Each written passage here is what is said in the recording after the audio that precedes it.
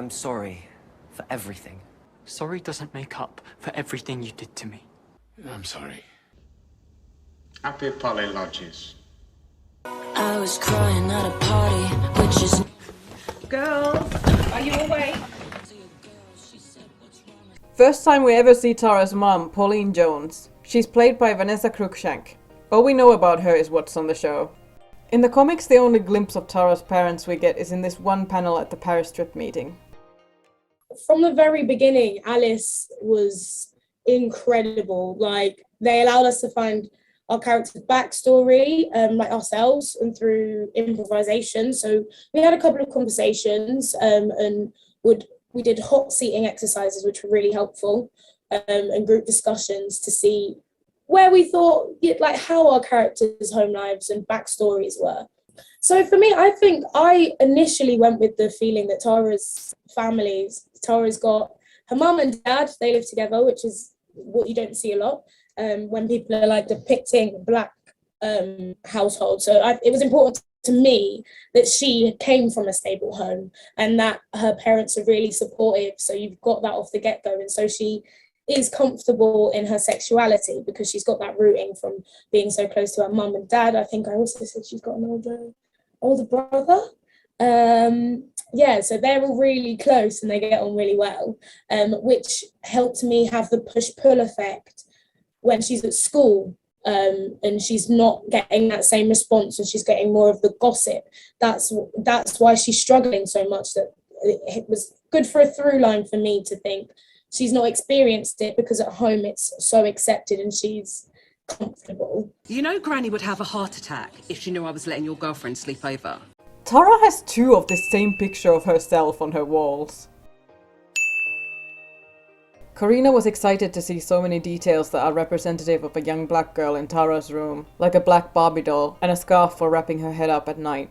Granny would have a heart attack if she knew I was a lesbian. Taylor Swift's folklore poster next to Tara's bed. A song from this album will feature in the next episode. The poster in Tara's bedroom was executive producer Patrick Walters' request. I'm not a fan. I just don't know enough of her music. So you're not a Swiftie? Although I love folklore as an album. Okay, great, cool. That may be true, but it's about the principle. No sleepovers tonight. I should probably go, but I don't want you to.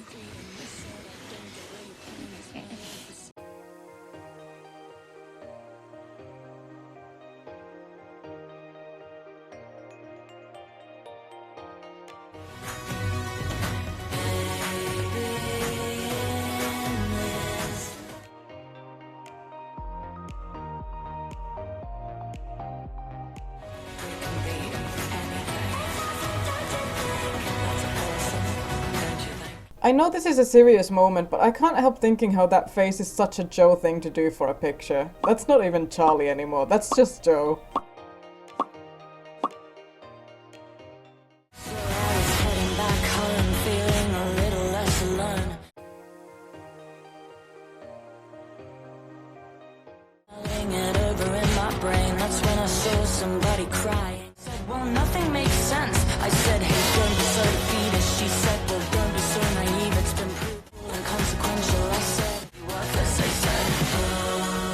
I think there's always kind of the goofy side of Tao that I really loved exploring, like dancing and stuff, and I'm not a very good dancer, and neither is Tao, if I'm honest.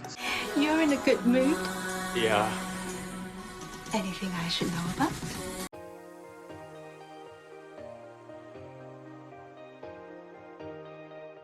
Maybe me and Elle decided to get together.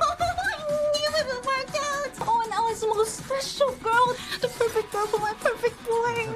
Another healing moment for trans people in the audience, seeing someone's parent this happy that their son is dating a trans girl. Elle being trans does not make her any less perfect in Yan's eyes, and that's lovely. I have to call Papa to tell her the news, and then I have to call Auntie Lee and Auntie No, Sang. we haven't talked about actually being boyfriend and girlfriend. Oh, we've all been waiting for this. I stand corrected. This is the #1 Tao-Elle shipper. Your dad called. He's coming for dinner next week. Dad's coming to visit. Sick. Could we invite Charlie over? That's a lovely idea. What, you're joking? Yes, we can invite his parents and his sister, make a proper dinner party out of it. How come Nick gets to invite someone and I don't? Do you have a girlfriend you'd like to invite, David?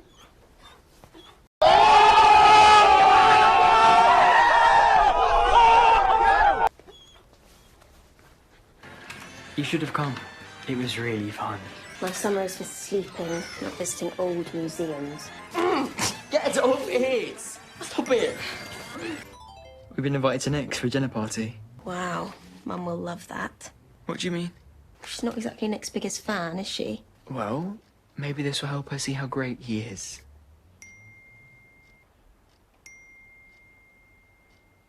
He didn't open the message though, so it shouldn't show up as read. Elle's room is a little different now that they have a full set instead of just a wall in season 1.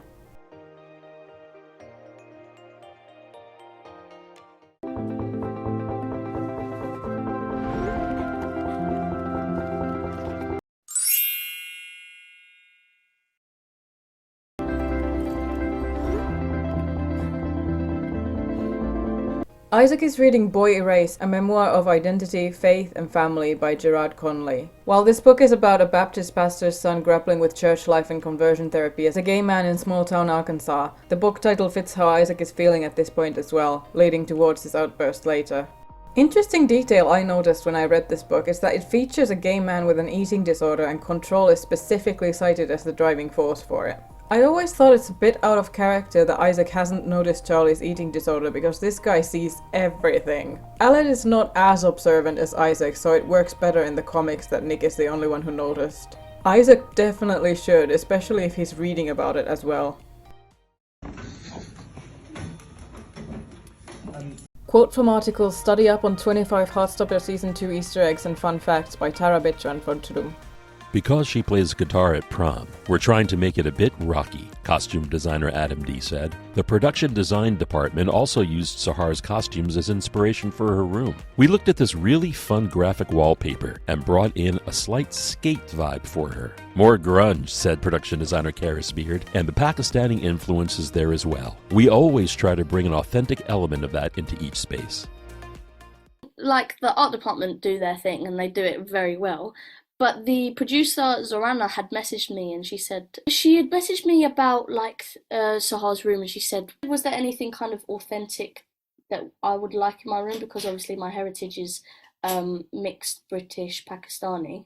Would you like to add some authentic touches to Sahar's room? And I kind of just explained that on my dad's side, my cousins, they have like little kind of Arabic things dotted around and like little touches to that side of my life, like little Arabic paintings and stuff, or what are those called, like ceramic things dotted around. So that was like a little bit of an insight that I got, but the art department don't need any help from me by far. Yeah, I think it's really important to embrace different cultures and stuff, that especially when you're doing a show like Heartstopper, which is so good at representing different sexualities and cultures and backgrounds and stuff like that. So yes, I think it's really important, and it was really lovely that they asked, like you said.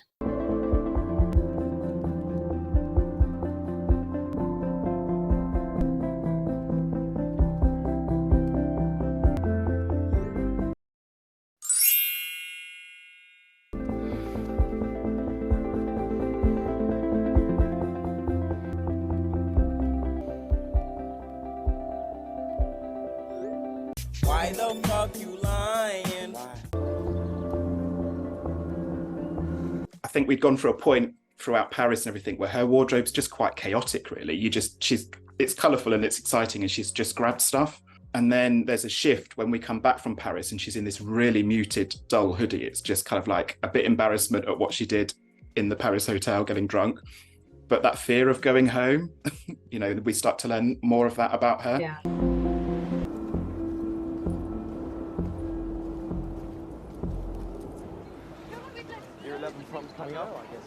This scene was filmed at Chesham High Street.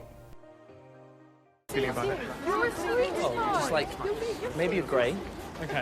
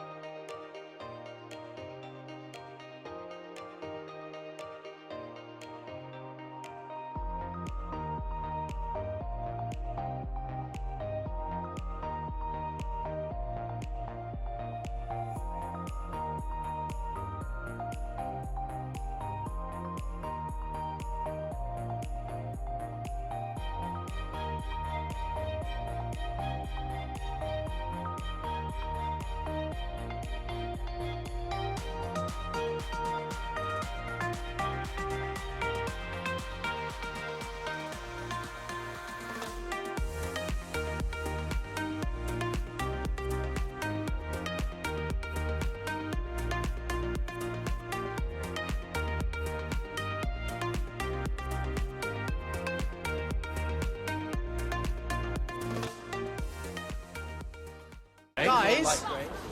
I'm gonna catch up with you in a bit. I said I'd meet up with James. Isaac's book of the day is All Boys Aren't Blue, the memoir of George Matthew Johnson that we saw in the school library pride display in episode 3. According to Alice Oseman's Tumblr, Chronic Introvert, most of Isaac's books were chosen by her, but sometimes books had to be switched out last minute because they couldn't get the rights on time. Sometimes there were also unexpected moments where the props team had to decide on a book on the day.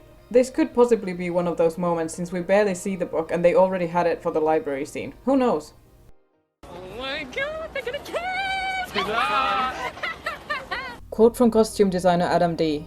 I was talking to Alice about Elle's fashion, and in the graphic novels it really comes through that she loves making clothes. Her outfits seem to reference the 1970s, so that was our starting point. It was about experimenting with these vintage silhouettes and tapping into the idea that Gen Z are into sustainability and thrifting and really like experimenting with clothes to make it their own. That's why there's these floral prints, oranges, greens, and browns that were popular in the 70s. Bye! Bye. For prom? No. Yes. I don't know, maybe? Try it on. Look, the lining matches my dress. It's perfect. And we never even get to see the lining. Yes! Alright, okay! Blogger Facebook, blogger WhatsApp, blogger Internet, blogger.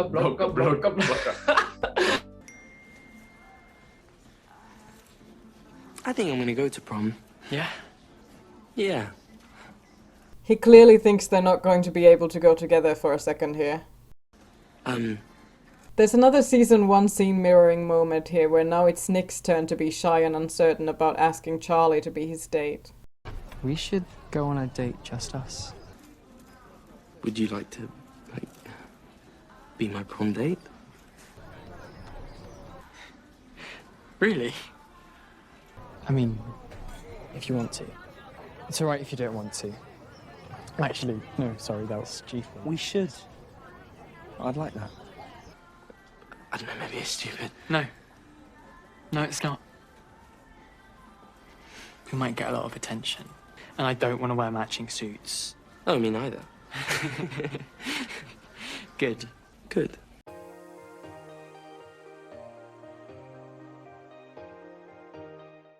This one's pretty. I don't think it's the one. The dress has butterflies on it though. What's the deal with this exhibition thing anyway? They like your art enough to exhibit it, but they still can't tell you if you've got in. You got in, didn't you? Don't tell the others. Is this rolling? Yes. I don't know how Tao will take it.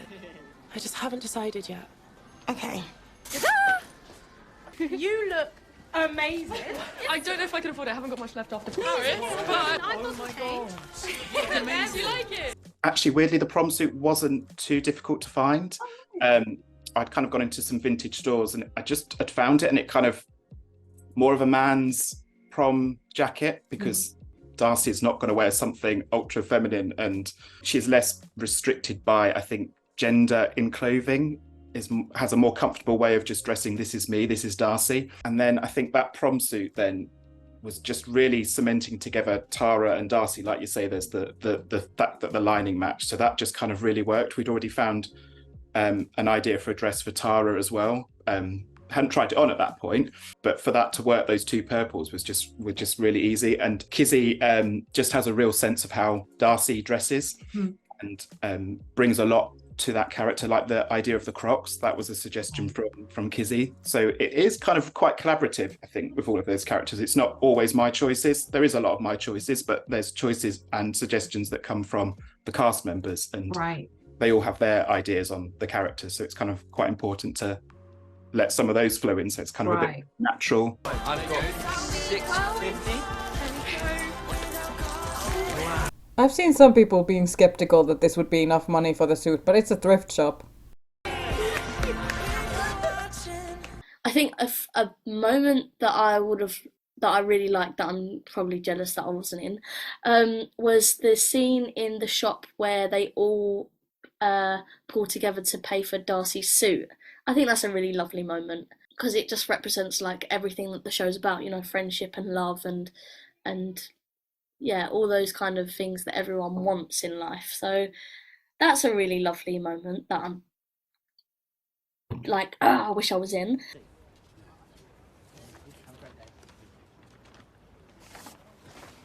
The bookshop this was filmed in is called Chapter 2 Community Bookshop in Chesham.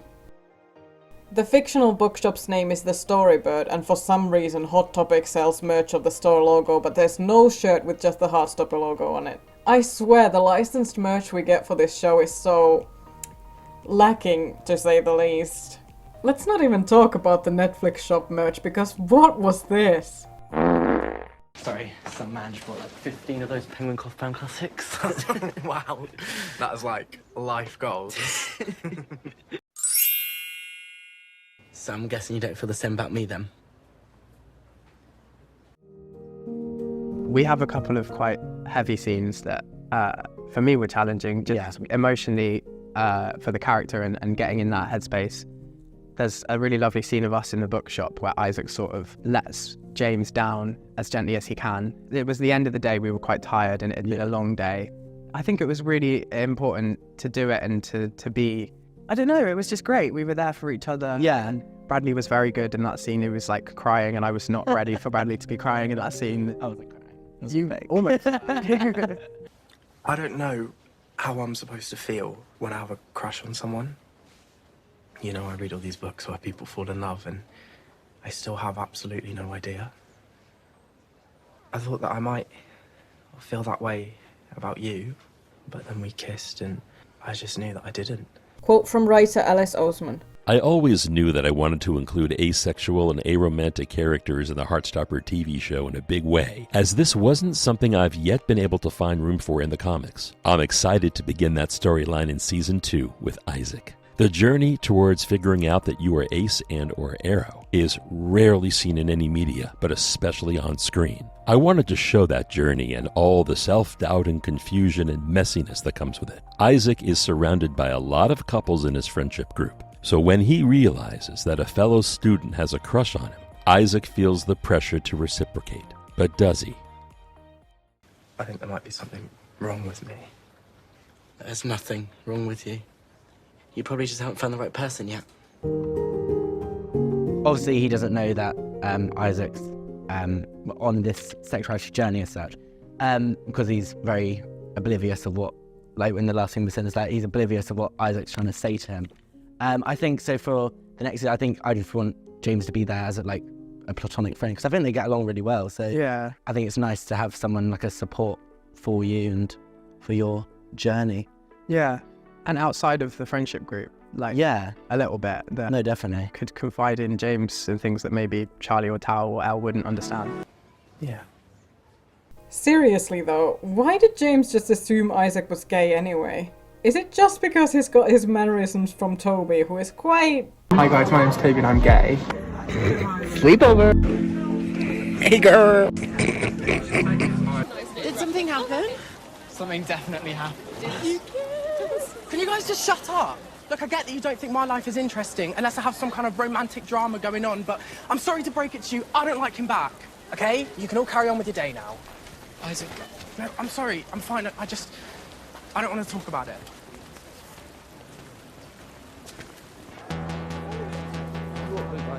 After that scene, we just move on to the art exhibition and everything is fine. This conflict with Isaac and the group was left unresolved and there's already a lot of different elements in this episode, so I understand why. I hope Isaac gets to resolve this with the group and they can make him feel less like an outsider now that everyone else, except Imogen, is coupled up in the next season. Hello. Quote from costume designer Adam D. The pink mesh dress that Elle wears to the art show was from an acclaimed vintage brand. We loved how strong it was, but there was something missing. We experimented and tried different layers to go under it, but it felt frumpy. And then I just happened to have a bodycon glitter dress from my own vintage stock, which really changed the whole look. Yasmin Finney, was just walking differently in it, and it felt really empowering to bring those vintage and modern elements together in that outfit.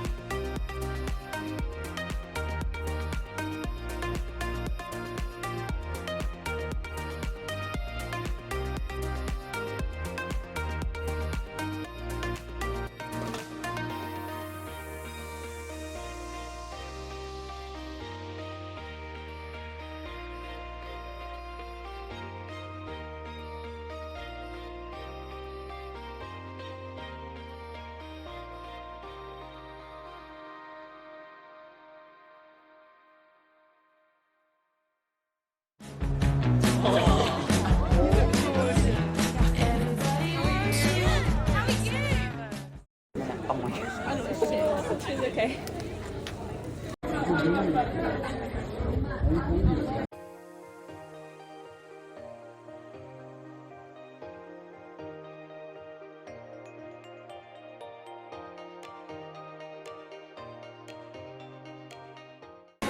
I love your piece. I'm so excited for it to be revealed later. Thank you. And I can't wait to see what art you make when you start this in September.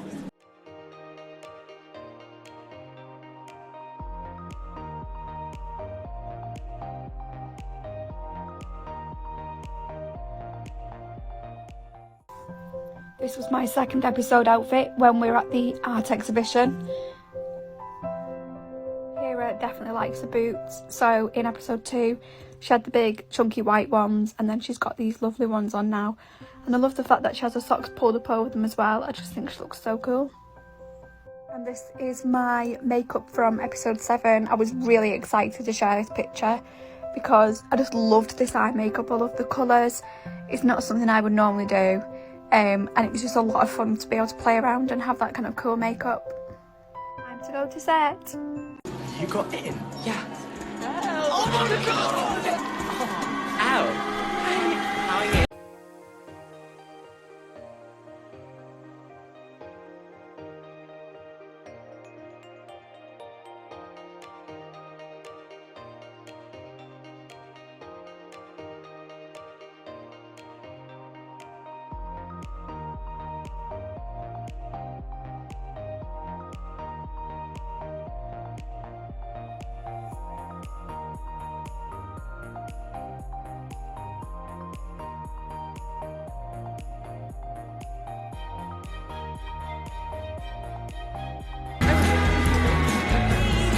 Quote from DOP Simona Shushna.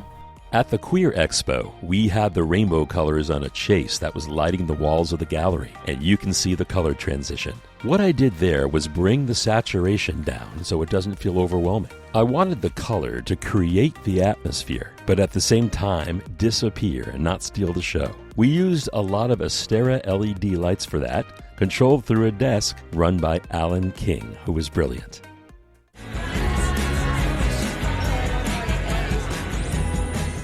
We did get to see a quick interaction between Felix and Isaac. They shared a hello hug. I feel like for you, this is like a full circle moment. Yeah. Oh yeah, no, for sure, yeah.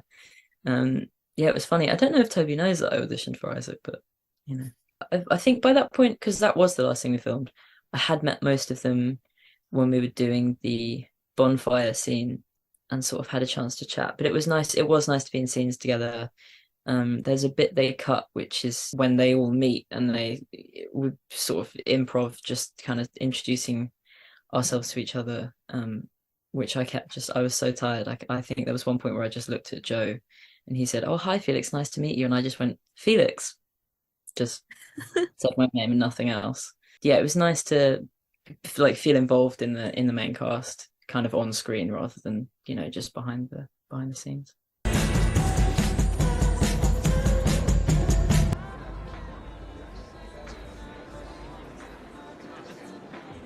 Isaac is reading We Have Always Been Here, a queer Muslim memoir by Samra Habib. While obviously this is not a book that is directly relatable to Isaac's experience, the name is apt for this moment of two Arrow-Ace people crossing paths. The song Crush Culture by Conan Gray is also very spot on for what Isaac is feeling throughout the whole season. Love is good. It's just not good when you're not in it. So that's why I wrote Crush Culture. It's a song that I wrote for people who just, when they see love, they kind of just want to like throw up everywhere. The definition of crush culture, I think, is all of the flurry that happens around love. People who are in love texting each other, and like all these people flirting with you and all these people talking to you, but then all these people like ignoring you and not wanting to talk to you. It's just like the whole mess of it. It's my one. Really? Alex the artist is played by Ethan Joseph Robert. I love it. What's it about? Basically about my experience being aromantic and asexual.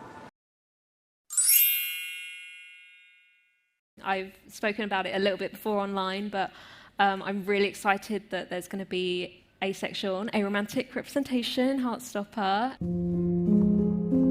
It was really special. I think both of us felt the importance of it, and there's not really been a story like this on TV before, and certainly not in the way that we're telling it, that's so examining Isaac's headspace and his discovery and his journey. Yeah, so there was a responsibility and a pressure to get it right, but also a real kind of pride in being able to tell this story and give representation to people that might not have had it before. I think that's what the whole point of Heartstopper is, and they to, humanize these different people. Like being in a world where romance and sex are prized with everything else when you don't feel those forms of attraction. Growing up feeling that something about you is different, but you don't have the words to describe what that is. I really liked Isaac's asexual storyline. I thought that was really important, quite a nice surprise. I don't think I've seen it discussed on really, I mean, there's definitely other shows that have discussed it, but personally I haven't seen it discussed on TV before. But then, freedom. The euphoria of freeing yourself from those pressures and expectations. Alright, this scene. It is a bit convenient, isn't it? Right when Isaac needs it the most, he meets a person who explains his experience to him. This is the moment where this show feels the most like an educational kids show to me. But before you come at me with pitchforks, I have also defended this moment, saying that of all the places where Isaac could have this encounter, an art show dedicated to young queer artists would be the place. This is a lovely cathartic moment for Isaac. It's just what he needed and his first chance of seeing a happy future for himself just as he is. However, I have seen several people express disappointment at how Isaac's journey was handled. Some were looking forward to finally getting ace representation in a big way, as Alice teased before season 2, but felt that Isaac's storyline was too condensed and short. I do agree that there wasn't much time to focus on Isaac in this season. These episodes are very short. People are feeling rightfully starved for ace representation, so every new ace character has a lot of pressure to make up for all that lack of representation. Isaac is such a minor character that in a show with a sub 30-minute runtime and many characters with bigger plot lines, there's no chance he would be able to have enough screen time to have a very complex story, unfortunately. I still connect with him deeply and care for him and his journey, but I get that some people wanted more. She's so moody. I already told her to leave early. Literally nothing I ever do is good enough.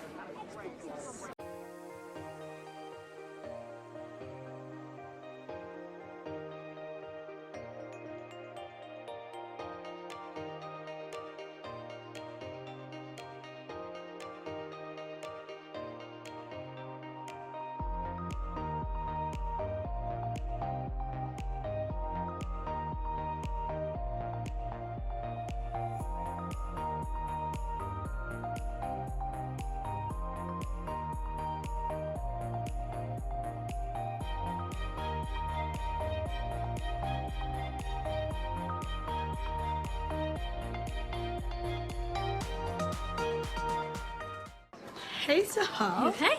Yeah, you look cool. I know this art piece of Tara and Darcy's silhouette is just an Easter egg, but I find it funny to think someone was at Harry's party and was so inspired by them they created this.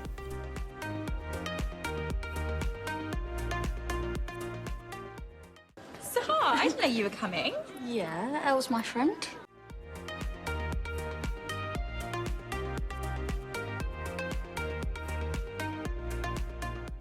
So you guys can't tease me about being the token ally anymore now that Sahar's here. I don't know what you're talking about. I'm bisexual. She's got this kind of attitude that is like, yeah, I'm me, so what? So I think for her it might not have been as, I don't want to downplay it, but not as kind of scary for her because she is so like, I'm me, so what? And I think that's powerful in itself because she's like, yeah, I'm bisexual. And I think it didn't take a lot of thought. She just maybe realised growing up that she was attracted to men and women, and it wasn't something that kind of scared her. She was like, cool, do you know what I mean? Which is nice because it's different. Like Tara in the show, and the comics, she has her own kind of fears with coming out as a lesbian, and Nick coming to terms with being bisexual. I think Sahar is, like I said, she's just really like open with everything and blunt and honest and doesn't really care about what people think. So when she realised she was bisexual, she didn't feel the need to come out because it was like, obviously eventually she probably did come out, but it wasn't like a big I'm bisexual guys, because it was just part of who she is. I think. Interesting. Going to push the Imogen and Sahar girlfriend agenda from now on. Listen, Lover Spring, you do what you need to do, alright? That's all I'm gonna say. I don't know, maybe they'd make a nice couple. They make good friends. I should probably leave. But you'll miss Elle's painting. If I leave it any longer, I'll just make her more angry. Well, you still coming to prom tomorrow? Of course. Got our matching outfits. We're gonna slow dance some cheesy song. Yeah, I'm gonna hold you to that. Well, at least they get to slow dance in the matching outfits, just not at prom. It's my great pleasure to introduce Elle Argent. Now, before the big reveal, Elle, would you like to say a few words about your piece?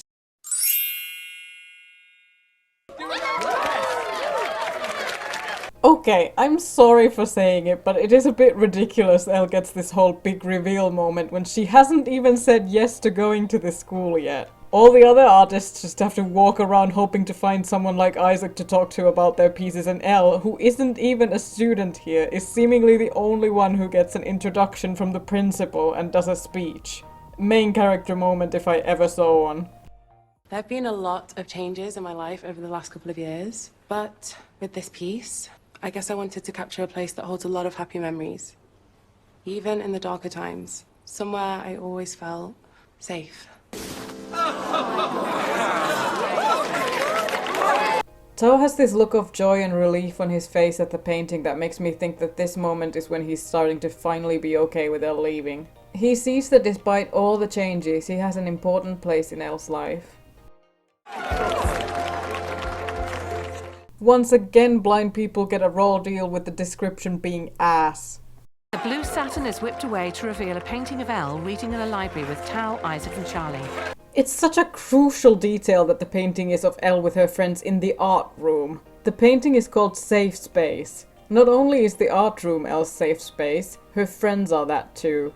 Elle's painting seems to be inspired by both Caravaggio's Supper at Emmaus, the painting she saw in the Louvre, and Tao's watercolor painting. I'm sorry, I made a dumb mistake in episode 5 where I got the filming locations mixed up. The scene with Caravaggio's painting was filmed at the National Gallery, not Dulwich Picture Gallery. I got confused because both had red walls.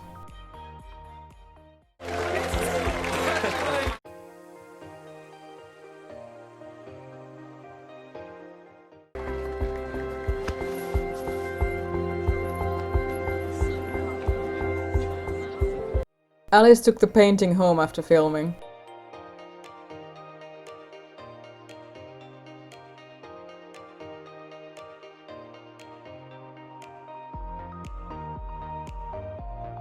I'm glad you liked it. I really liked it. It was amazing, as usual. I know you're probably annoyed that I didn't tell you I got in. I'm not annoyed. Really? Please don't base your decisions on how I feel. All I care about is you being happy, and wherever you are, I'll still want to be with you. Being with Elle has really matured Tao super fast. Okay, but I also still haven't decided yet. I may still stay at Higgs. Hey. What are you doing here? So we established this college is far away and Ben still came all the way over here to talk to Charlie. He must have seen on Instagram that Elle was going to be here so Charlie would also. Creep behavior. I need to talk to you. There's nothing to talk about. I just want to apologize. Quote from article Study Up on 25 Heartstopper Season 2 Easter Eggs and Fun Facts by Tara Bitcho and Fortudum. Ben's fashion does soften as the season progresses, and that was intentional. So, by the time it gets to the art exhibition, he's had a little color change, said costume supervisor Janine Marr. Please, just hear me out. I'm not going back to Truro for sixth form, so if you really hate me after this, you'll never see me again. In Solitaire, Ben goes to Higgs for sixth form. Obviously that's not what happens here, or he'd just be across the street, basically.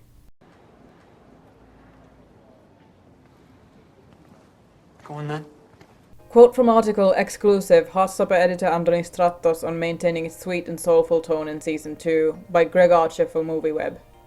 Editor Andonis Tratos said that episode 7 was tricky to work on structurally because it was kind of split down the middle, featuring Elle getting into the art college, then Ben getting in touch with Charlie, and Charlie facing his own demons before really standing up to Ben. There were just a lot of things to juggle and set up before episode 8, Tratos said. Structurally, it was like, how can we get the most of these storylines? You really want them to sort of dance together and interplay and help each other. And finding a flow, building up to this big scene where Nick decides to come out to his dad and his brother.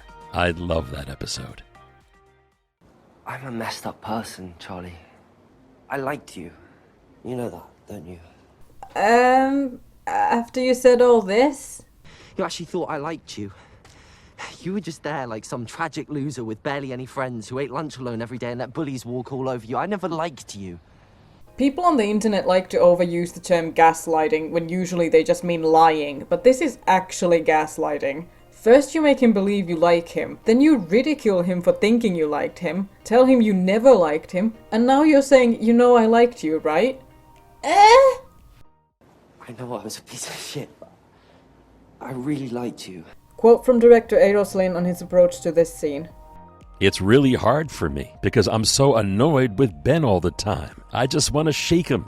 Having patience for Ben is something I've had to teach myself as a director. And Bash is so brilliant at playing the baddie. He is the king of playing baddies, but also he's such a wonderful actor. He'd be a brilliant romantic lead as well. But I think the key to it is understanding what makes Ben tick. Why is Ben the way he is? What's made him be like this? What does he want in life? And why can he not be kinder? Why can he not be kinder to himself as well as to Charlie? So understanding his flaws was the key to making that scene work. If I just had more time, I want to be like you two. But my parents would never accept who I really am. Interesting parallel there that Darcy's also in that boat, but they've taken such differing paths to handling that rejection from their families. I'm sorry for everything. I just wanted something good. You were something good. Do you remember the first time you kissed me? You didn't even ask. You didn't pause to wonder whether it was what I wanted, and I went along with it because I had a crush and I didn't know any better. When I eventually did realize, I thought, this must be what I deserve. Someone taking whatever he wants from me whenever he wants. Treating me like I'm nothing the rest of the time. And now whenever anything good happens in my life, there's a little voice in the back of my mind telling me I'm worthless, and I don't deserve it. Now you want me to forgive you so you can feel better about yourself. I'm glad you realize what you did was wrong, but you don't get to ambush me into forgiving you. Sorry doesn't make up for everything you did to me. Quote from Sebastian Croft. Alice and I both felt strongly about him not having a redemption arc. It's a really beautiful way of having these two people who have been through a lot, and Ben's been horrible to Charlie, to have that conversation and explore it on a deeper level than I felt like we got to do in season 1.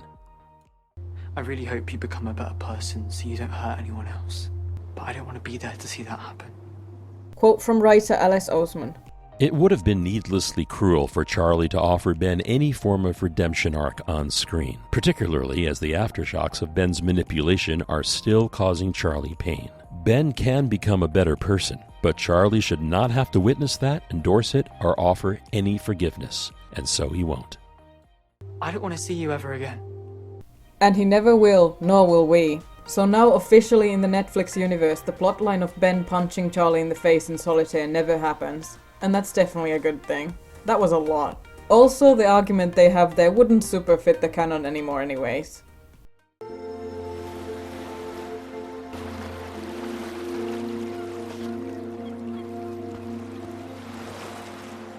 Quote from Sebastian Croft.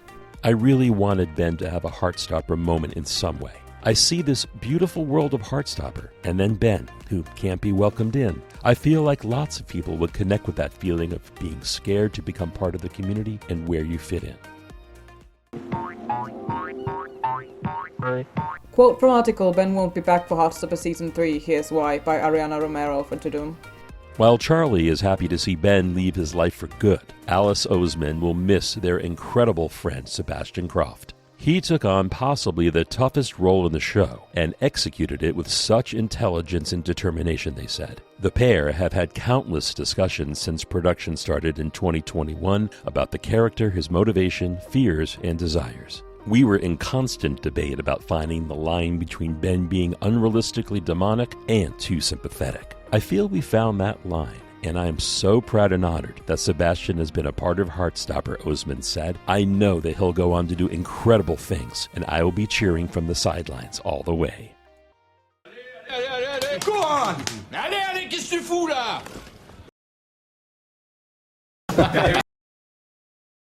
Do we need to pretend to be platonic BFFs in front of your dad? Yeah, maybe just for now. But I'm gonna tell him about us tonight.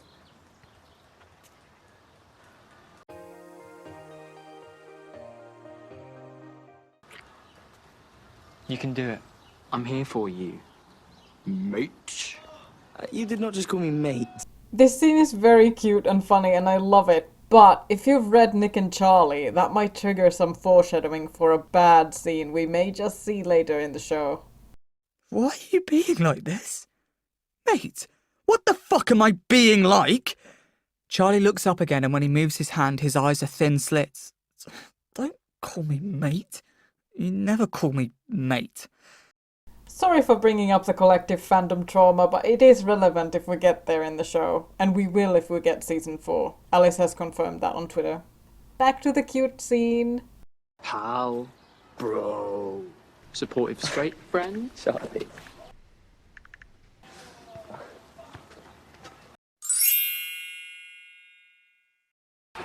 Dad, we're home. Ah, Nick. Et ton ami, Charlie.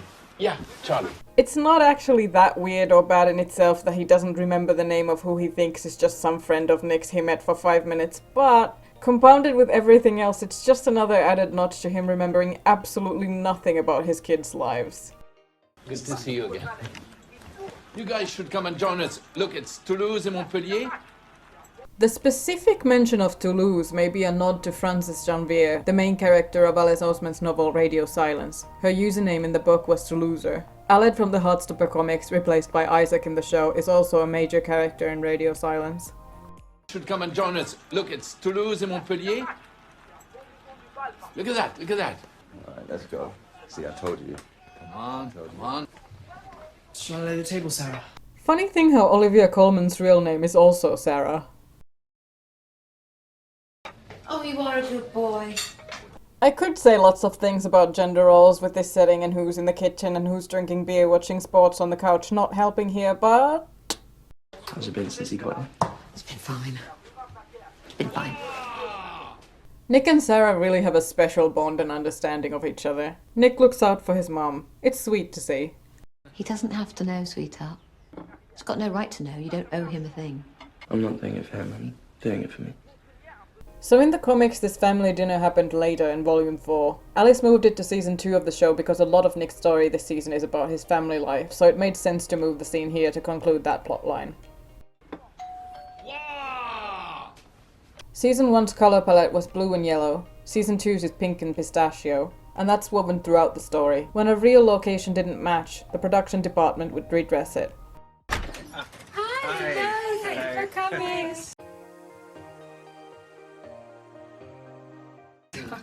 I grew up in the south of France, near Narbonne. Now this is one cramped dinner table, and the chairs don't all match either. Kind of funny how Tori is sitting between Nick's dad and brother. Tori and David could have switched places and that would make more sense with family members next to each other and Tori would still be able to grab David's arm later.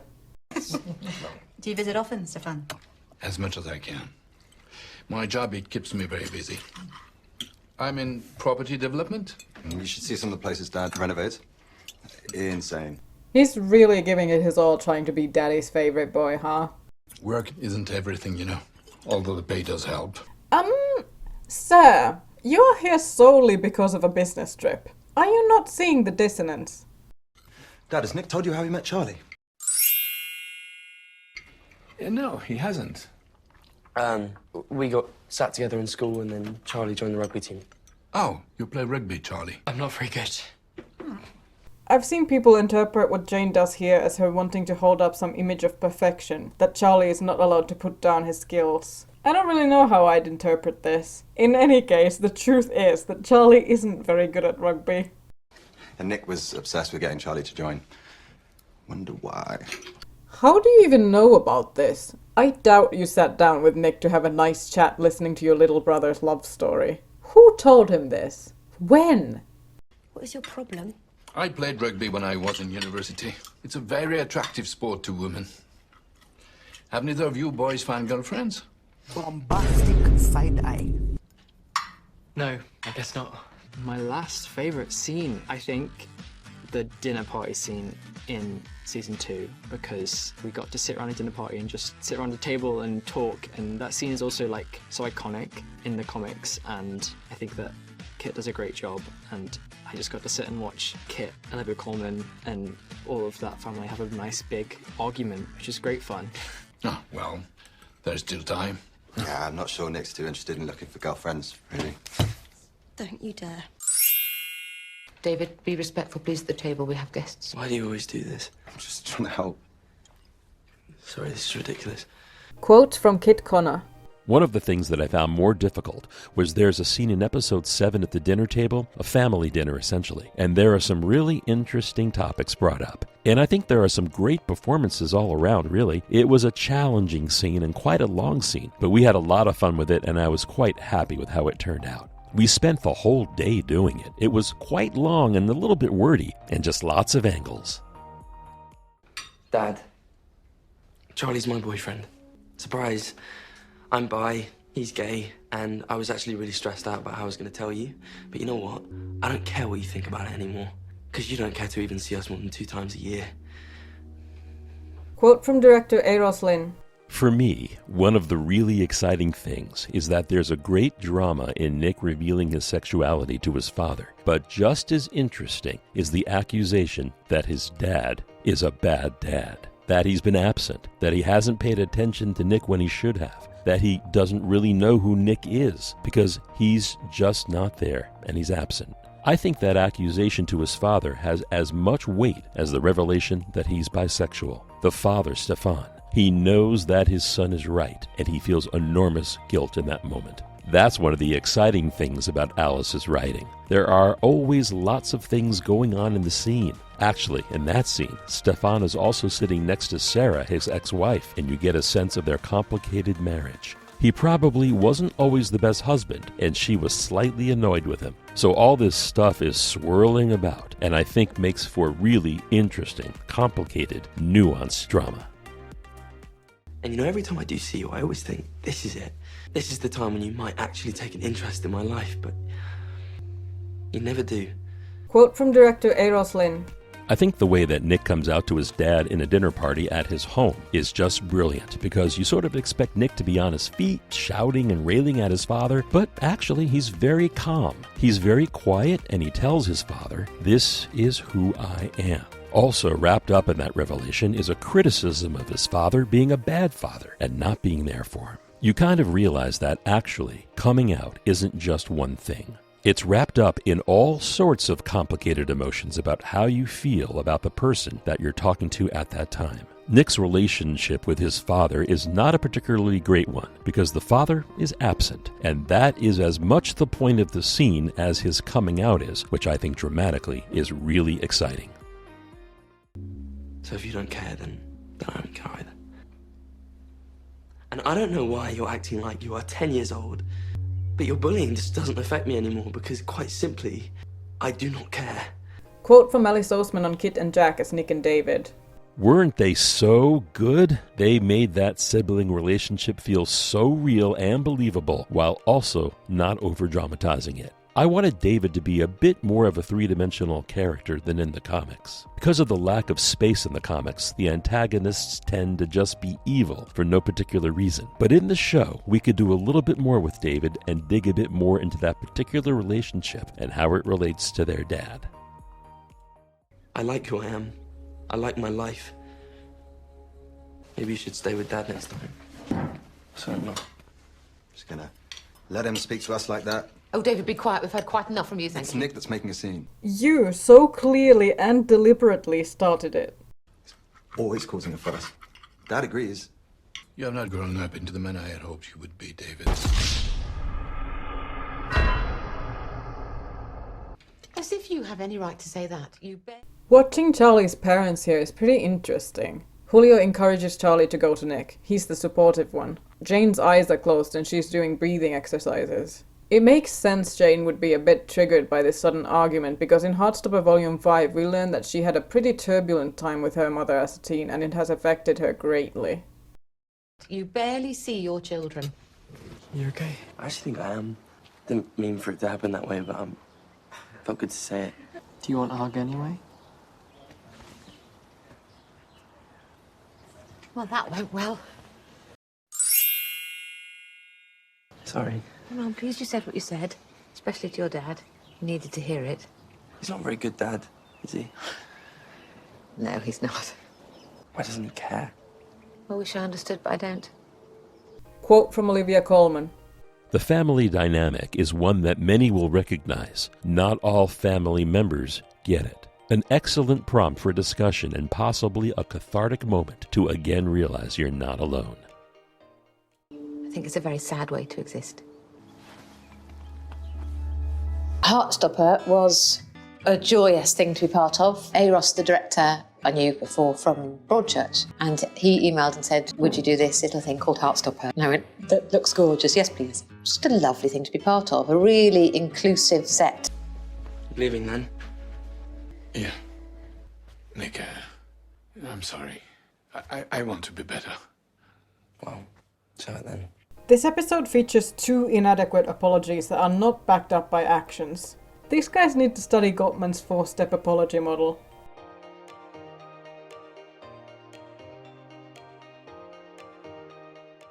And just say it. Dad, you going? Yeah. Got to head into London before it gets too late. Call me when you get back to Nürnberg, huh? Glasgow. Oh, yeah, Glasgow, yeah. That little interaction tells you so much. Clearly David thinks of himself as the one closer to Dad, but this reveals their dad doesn't truly care about him either. It's pretty sad.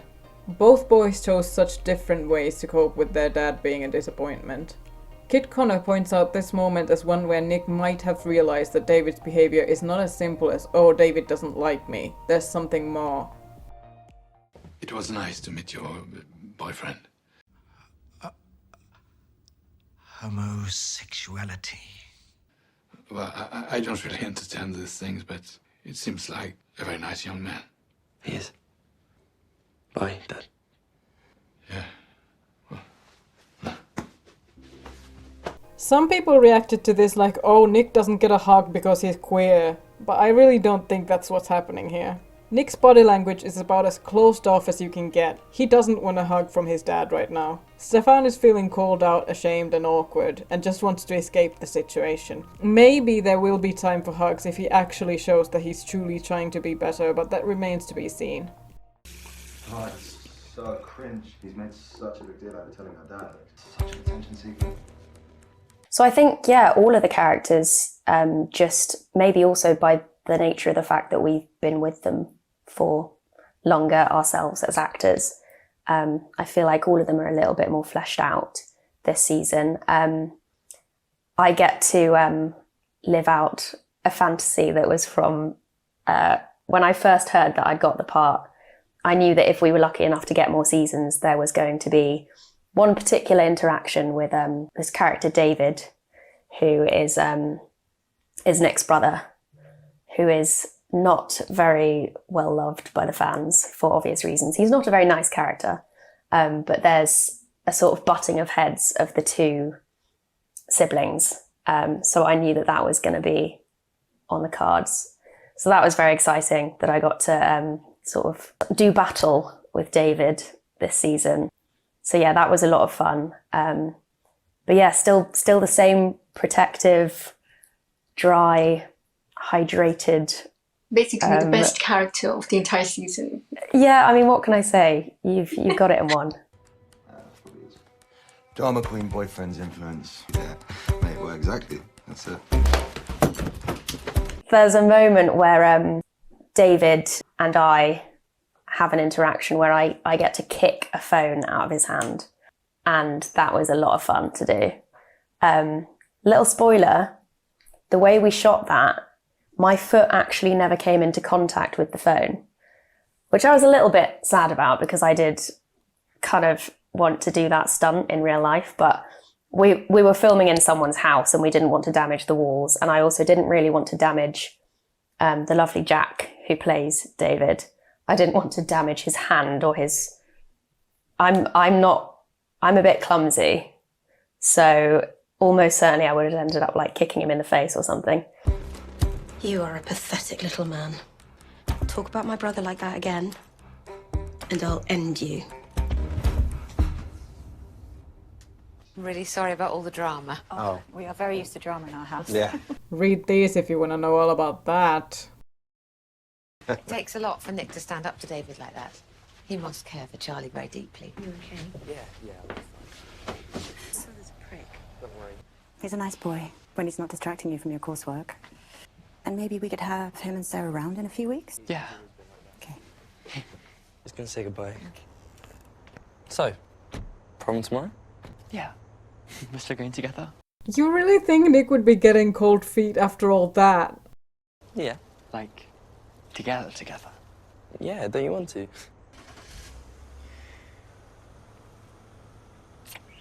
That's an interesting moment because they're sort of kissing in front of Charlie's family for the first time. Quote from intimacy coordinator David Thackeray on how he wanted to depict different types of intimacy.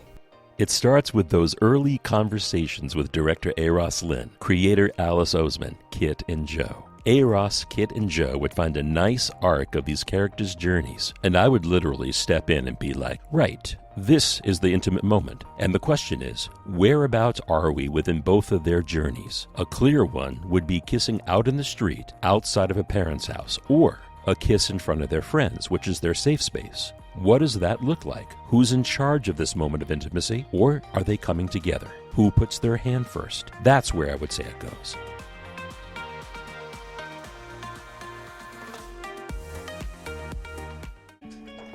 Charlie didn't eat very much. Isn't it interesting how Sarah noticed and commented on it from one dinner with him, but his own parents haven't noticed anything amiss? Another subtle way to show the differences in their families.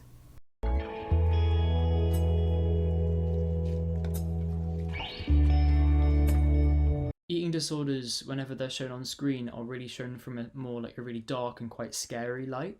And our show, what it's done so greatly in season 1, is show issues that have previously been portrayed as a dark and scary and thing from an optimistic way.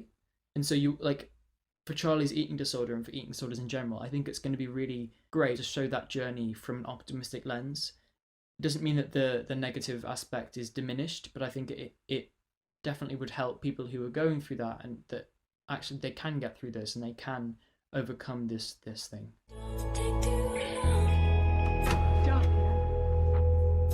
Darcy's mum, Amanda Olson, is another character we never met in the comics. She's played by Rachel Sterling. Since they always say parents, Darcy probably also has a dad, but he remains a mystery.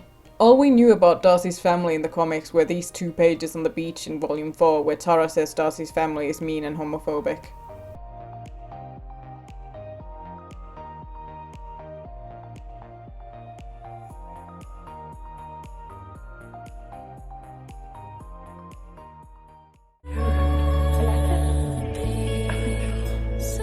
I think Darcy's mum did surprise me.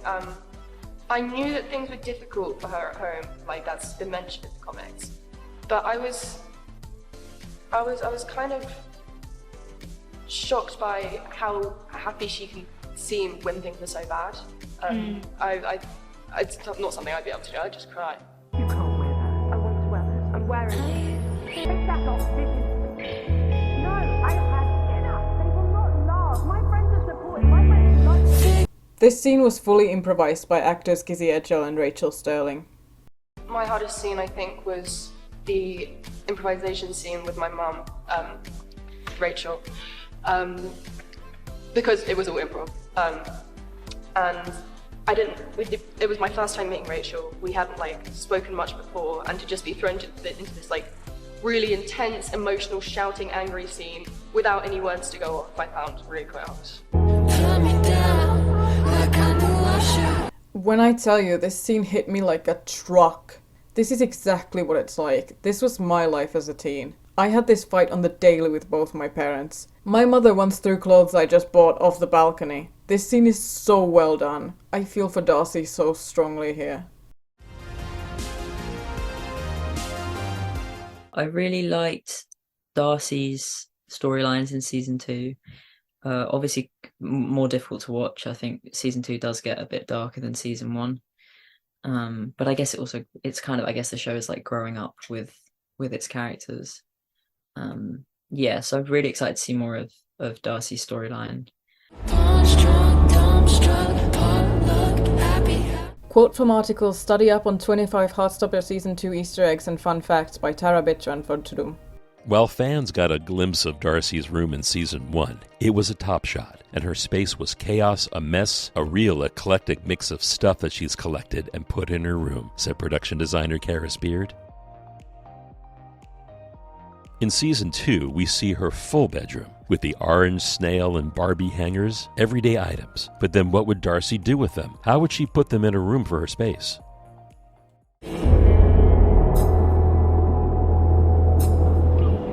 While most people interpret this scene as Darcy running away, some saw it as her being kicked out. It's hard to make out what they're saying, but it sounds like Darcy's mum might be saying get out of this house at some point. Eros calls it Darcy running away though.